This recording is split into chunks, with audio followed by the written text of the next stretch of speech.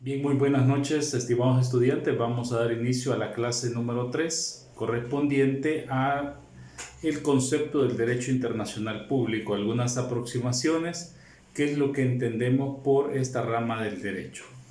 Bien, en un primer momento hay que aclarar de que cuando hablamos de derecho internacional público no tenemos una codificación exacta para establecer una normativa que nos va a llevar a definir qué es el derecho internacional público.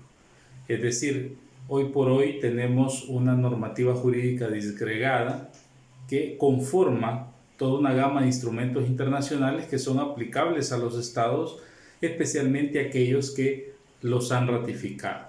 Y digo especialmente aquellos que los han ratificado porque perfectamente también un acuerdo internacional, a través de un acuerdo internacional pudiese aplicarse un tratado internacional o alguna disposición sobre un estado que no lo haya ratificado, siempre y cuando exprese su voluntad de quererse someter a la jurisdicción de un organismo supranacional, para el caso de la Corte Internacional de Justicia. Pero cuando empezamos a querer escudriñar qué es lo que estudia el derecho internacional público, generalmente asociamos la idea a que esta rama del derecho tiene que ver con las relaciones de Estado con otro Estado. Esa apreciación es bastante simple, pensar de que el derecho internacional público únicamente regula las relaciones entre Estados. Cuando hablamos de esta rama del derecho estamos hablando de un conjunto de normas jurídicas coercibles también, coercibles, y resalto este aspecto porque hay cierto grupo de la doctrina que establece un conflicto entre el derecho internacional y el derecho interno de los estados. Y hasta cierto punto este sector considera de que el derecho internacional carece de coercibilidad y se fundamenta en el hecho de la falta de cumplimiento por parte de algunos estados frente a resoluciones de organismos internacionales o falta de cumplimiento a las mismas obligaciones que, sin estar siendo exigidas por un ente supranacional, estos se niegan a cumplir. Cosa que no es cierto, no podemos establecer de que la normativa jurídica internacional carezca de coercibilidad o que sea más flexible. Tiene toda la coercibilidad como lo tiene una norma secundaria o una norma constitucional. En ese sentido, al hablar de derecho internacional público estamos refiriéndonos al conjunto de normas jurídicas que no solo regulan la relación entre estados, sino también regulan la relación que existe entre el Estado y los organismos internacionales en un primer momento. También regula la relación entre los estados que están siendo administrados por otra potencia. También el derecho internacional regula la relación entre los grupos beligerantes, es decir, aquellos grupos que se han alzado en armas y que o están dispuestos a generar una hostilidad en un tiempo determinado. Para esto hay ciertas características que deben de cumplirse, que más adelante las vamos a mencionar. Pero también el derecho internacional regula las relaciones entre el Estado y aquellos organismos internacionales especiales, como por ejemplo, estamos hablando de el Vaticano, de la Santa Sede, estamos hablando de la Cruz Roja Internacional y de la Soberana Orden de Malta. Estos organismos también ya tienen un carácter y una personería jurídica internacional que están cubiertos por la normativa del derecho internacional público. Pero más importante, quizás el sujeto más importante dentro del derecho internacional público, y de hecho así es la persona, es el ser humano, el ciudadano, a quien también involucra los efectos jurídicos de la normativa jurídica internacional. Estamos hablando de que el ser humano también tiene obligaciones dentro del derecho internacional público como derechos. Y En ese sentido, pues podemos establecer ya un concepto o una apreciación mayor cuando hablamos de derecho internacional público. Nos referimos, digo, al conjunto de normas coercibles que establecen o regulan las relaciones entre estados y organismos internacionales o tribunales supranacionales también, llámese Organización de las Naciones Unidas, Corte Penal Internacional, Corte Internacional de Justicia, Consejo de Seguridad, Organización de Estados Americanos, Corte Interamericana de Derechos Humanos, etc. Esa relación está regulada por el derecho internacional público, así como de aquellos organismos internacionales especiales como la Cruz Roja Internacional, la Soberana Orden de Malta, la Santa Sede en el Vaticano, y principalmente pues la relación entre los ciudadanos de los diferentes estados. Entonces ahí tenemos una apreciación, una concepción amplia de todo lo que cubre el derecho internacional. Y por eso decíamos que no tenemos un código específico para decir este es la recopilación de leyes internacionales. No lo podemos establecer, delimitar como podríamos delimitar una recopilación de leyes penales, civiles, laborales, etc. Y la razón es porque hay una infinidad de tratados internacionales y constantemente se pueden ir construyendo tratados o acuerdos, ya sea bilaterales o multilaterales. En ese sentido, pues tenemos ya la apreciación en qué consiste el derecho internacional público. Ahora, es importante mencionar cómo la normativa jurídica establece algunas obligaciones o prohibiciones para la persona. Si nos vamos, por ejemplo, a uno de los instrumentos internacionales muy importantes como es la Convención de las Naciones Unidas sobre el Derecho al Mar, encontramos allá por el artículo 101, como el artículo 101, anótenlo para irlo buscando ya en los instrumentos internacionales, Convención de los Derechos del Mar de las Naciones Unidas, encontramos la piratería como una actividad ilícita y que es atribuible únicamente a la persona humana como tal. Es atribuible. Habla de ese delito de la piratería en el artículo 101 y más adelante en el artículo 105 se establece que los estados, cada estado está en la obligación de codificar o de adecuar su normativa interna en el área penal pues a este tipo de actividades ilícitas como es la piratería. Entonces tenemos ya el artículo 101 como una norma de la Convención de los Derechos del Mar, como una norma de derecho internacional aplicada a la persona humana, y luego en nuestro Código Penal el legislador salvadoreño ha sido diligente en este aspecto y ha logrado establecer también una codificación dentro de nuestra legislación penal sobre este delito. Si nos vamos a la ley en el artículo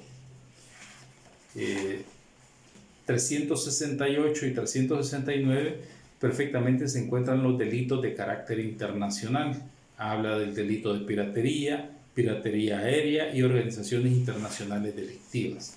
En ese sentido, pues también el legislador ha considerado adecuar esta norma, la norma internacional, a nuestro Código Penal. Esta es una obligación que debe de aplicarse o debe de adecuarse en todos los tratados internacionales que establezcan prohibiciones o señalamientos específicos de conductas delictivas cometidas por las personas. En ese sentido también, si vemos en el Código Penal, en el artículo 361 y siguientes, tenemos los delitos contra la humanidad. Al hablar de delitos contra la humanidad, lógicamente estamos hablando de delitos que se convierten en la característica de ser de lesa humanidad, ¿no?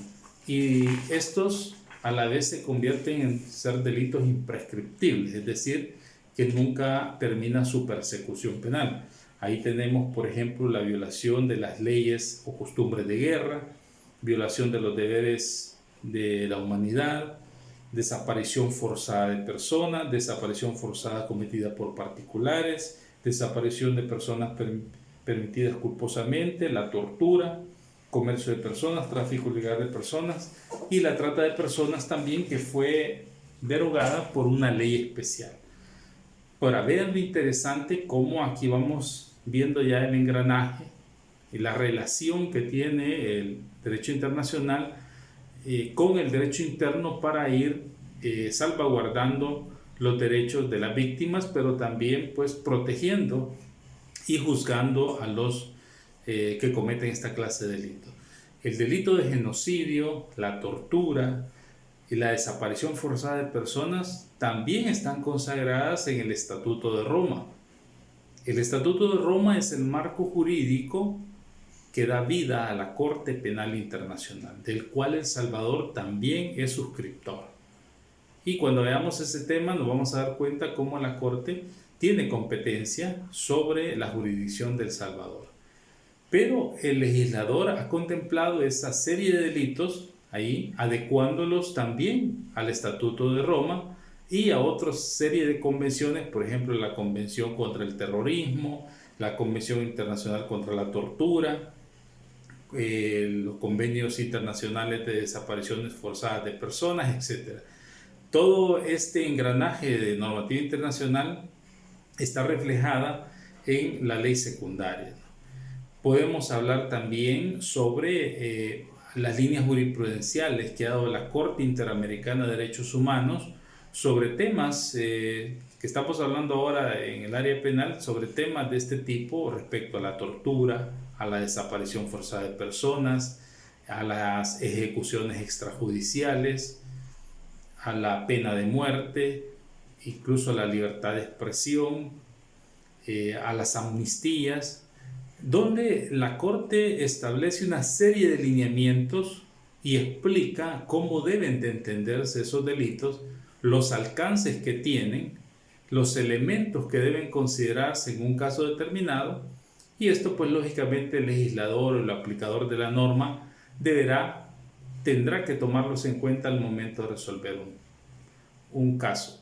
Pero la idea es cómo el derecho internacional debe estar íntimamente vinculado con el derecho interno. Estos son ejemplos de aquellas normativas que tienen que ver con obligaciones para las personas, con algún tipo de restricción y castigo ante hechos delictivos. Pero podemos establecer también, y desde luego esto es lo más importante también del derecho internacional, cuando vemos a la persona como un titular de un derecho. Sí, los ejemplos que acabamos de mencionar es cuando el derecho internacional visualiza a la persona humana como es responsable de hechos delictivos, o la obligación que los estados tienen de castigar y de establecer las relaciones con el derecho interno para procesar a una persona. Y no solo para procesarla, pueden haber otro tipo de sanciones administrativas que pueden tomarse a través de convenios internacionales, de reparación, etc. En ese sentido, pero también vemos la persona como un titular de derechos, principalmente el ser humano como centro del Estado, y así lo dice nuestra Constitución. La persona es el centro, el principio y el fin del Estado, y sobre él girarán todas las políticas públicas, etc. Entonces, sobre la base de eso, el derecho internacional también tiene en su mayoría de legislación la protección del ser humano, la asignación de derechos. Basta revisar, por ejemplo, la Declaración Universal de los Derechos Humanos, donde nos podemos dar cuenta que se establecen derechos tan fundamentales y que tienen un origen, como lo dije en las clases anteriores, desde la Revolución Francesa. Por ejemplo, el derecho a la vida, a la libertad, al honor, a la integridad física, el derecho a no ser discriminado por ningún motivo, de raza, credo, condición social, etcétera, el derecho a la libertad de asociación, de libre tránsito, el derecho a las garantías procesales cuando se le atribuye la comisión de un delito, el derecho a formar una familia, etcétera. Y todos estos derechos se van reflejando en una serie de tratados internacionales y cada vez se van desarrollando aún más. Se van desarrollando, se van incorporando nuevos elementos. El derecho a la libertad de expresión, el derecho a la libertad de contratación, el derecho al tener un medio ambiente sano, etc. Por ejemplo, si leemos el Pacto de San José o la Convención Americana de Derechos Humanos, nos damos cuenta que todo el pacto tiene una cantidad de derechos humanos grande de todos los niveles, ¿no? Derechos al medio ambiente, como decíamos, incluso en este derecho ya hay hasta protocolos específicos, es decir, legislaciones especiales para regir aún mejor este derecho al que todos tenemos acceso, ¿no? Tenemos, por ejemplo, el derecho a la libertad de expresión, el derecho a la sana diversión, a la salud, a la seguridad alimentaria, derechos políticos, derechos civiles, etcétera, el derecho a la educación. Entonces, cada normativa jurídica va perfeccionando y va estableciendo de manera extensiva los derechos que le asisten a una persona. Entonces, es importante explicar esto porque nos damos cuenta que en su mayoría la normativa internacional vela tanto por las relaciones entre estados, establecer la buena armonía de la comunidad internacional, pero tiene también un fuerte componente de protección y de salvaguarda ante la vulneración de derechos humanos o derechos fundamentales de parte del Estado a través de sus funcionarios hacia los ciudadanos. Entonces, eso es la idea central, el punto central de lo que tiene que ver con el derecho internacional público como tal. Entonces, ante esta situación es importante mencionar algo. Generalmente, dentro de la normativa jurídica internacional, vamos a encontrar normas que se denominan en la doctrina normas jus cogens, norma jus cogens. Y una norma jus cogens es una norma que tiene un carácter suprajurídico porque protege derechos que no están en condición ni de ser quitados o eliminados ni modificados por ningún Estado. A eso se le denomina una norma jus cogens. Es decir, por ejemplo, podemos establecer ningún Estado puede abolir el derecho a la integridad física, el respeto al derecho a la integridad física de sus ciudadanos. Esas son normas jus cogens que provienen incluso, lógicamente nacen del derecho natural y que ahora ya, pues, siendo un derecho positivo, tienen esa característica. Una norma suprajurídica que protege un derecho aún mayor, con una mayor protección para sus ciudadanos. Por ejemplo, el derecho a la vida, el derecho a la salud, son normas jus cogens que van a estar siempre en cualquier normativa jurídica internacional y que los estados no están ni en condición ni de abolirlas ni mucho menos de negociarlas, porque aquí entra en escena otro principio también, otro principio que se denomina el principio pro homine o principio pro persona. Y este principio establece que, por ejemplo, una norma jus cogens sí pudiese modificarse, pero si esa modificación es para mejorar aún más ese derecho. O sea, su ampliación lo va a hacer con una doble protección. En ese sentido, pues lógicamente sí pudiera modificarse, pero quitar o abolir un derecho o hacerle una modificación o negociar con ese derecho para establecer relaciones internacionales, eso no puede pasar bajo ningún concepto. De hecho, si vemos en la Convención de Viena sobre el derecho a los tratados, que es el marco jurídico, yo explicaba, que tiene que ver con cómo se va a conformar un tratado internacional, una convención internacional. Cuando los estados deciden elaborar o negociar un tratado internacional, deben ceñirse a los parámetros que establece la Convención de Viena sobre el derecho a los tratados de 1969. Porque acá establece quiénes tienen facultad para negociar un tratado internacional, en qué condiciones puede darse una reserva, por ejemplo, de un tratado, cómo pueden ser las obligaciones, etc. Pero si vemos la normativa y buscamos, para que ustedes anoten en su cuaderno, si vemos en el artículo 46, vamos a ver el artículo, por ejemplo, el artículo 64 dice de la siguiente manera: aparición de una nueva norma imperativa de derecho internacional general, entre paréntesis, jus cogens. Dice, si surge una nueva norma imperativa de derecho internacional general, todo tratado existente que esté en oposición con esa norma se convertirá en nulo y terminará. Vean qué interesante. Si surge una nueva norma imperativa de derecho internacional general, todo tratado existente que esté en oposición con esa norma se convertirá en nulo y terminará. Pensemos que se establece una norma jus cogens en este sentido.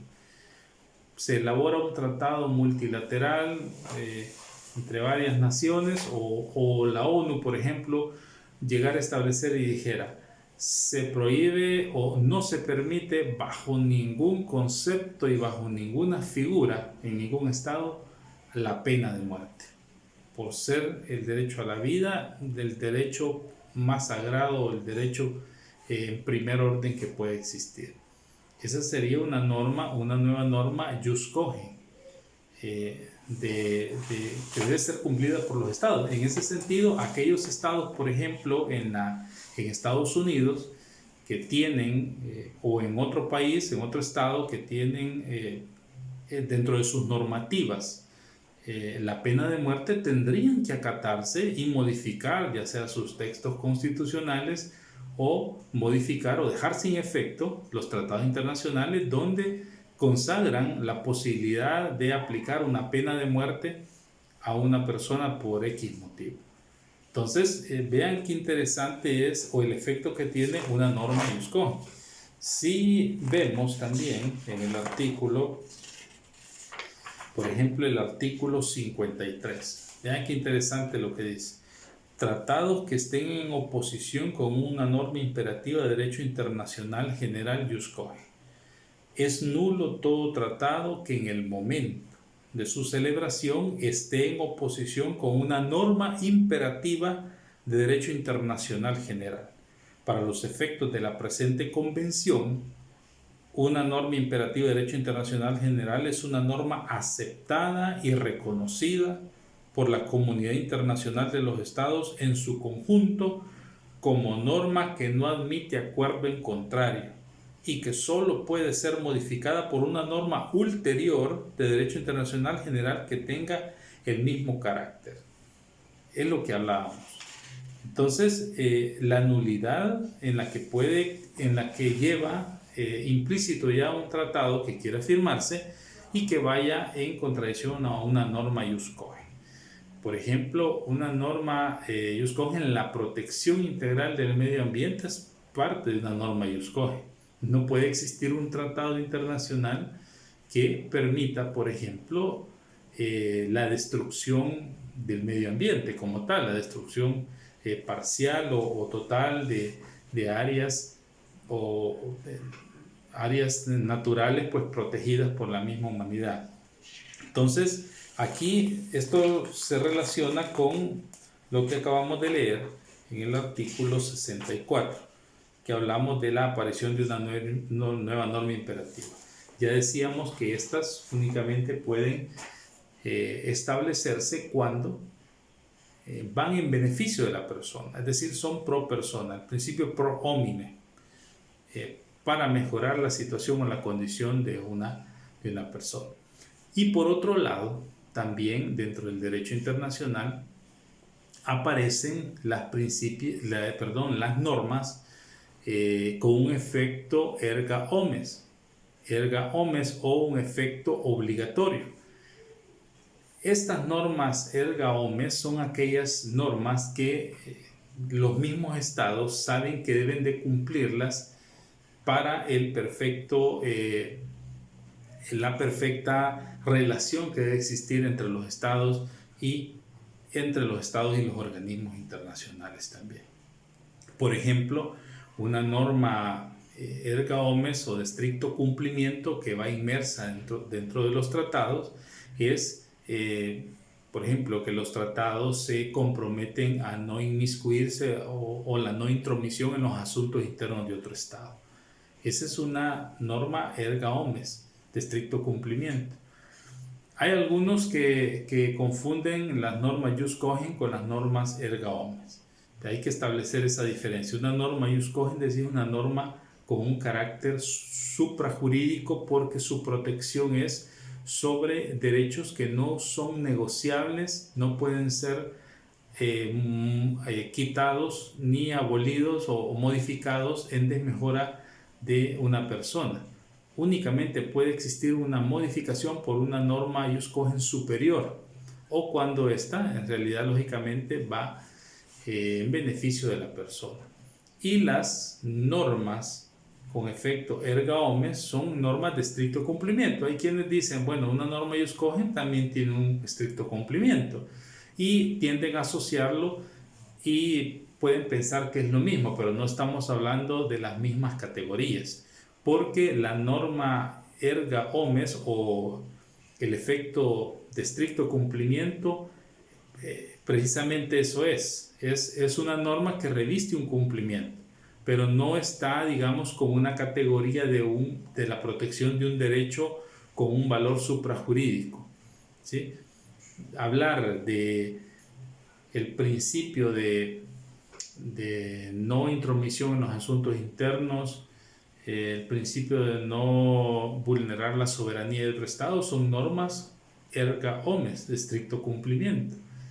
El principio de incumplimiento de un tratado alegando derecho interno, por ejemplo, que un estado diga yo no voy a cumplir ese tratado internacional porque hay una norma interna de mi código civil, penal, laboral, ambiental o de comercio, de lo que sea, que va en contradicción con ese tratado internacional.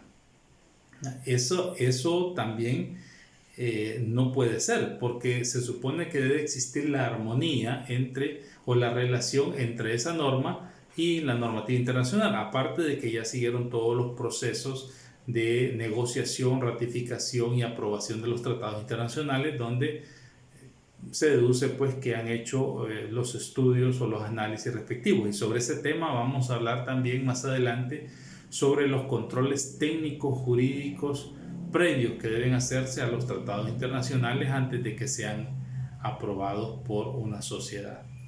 Entonces, para ir concluyendo, hablar de una norma con efecto erga omnes es hablar de aquellas normas que los estados o sus ciudadanos o los funcionarios cuando están aplicando un procedimiento saben de que deben de establecerlo.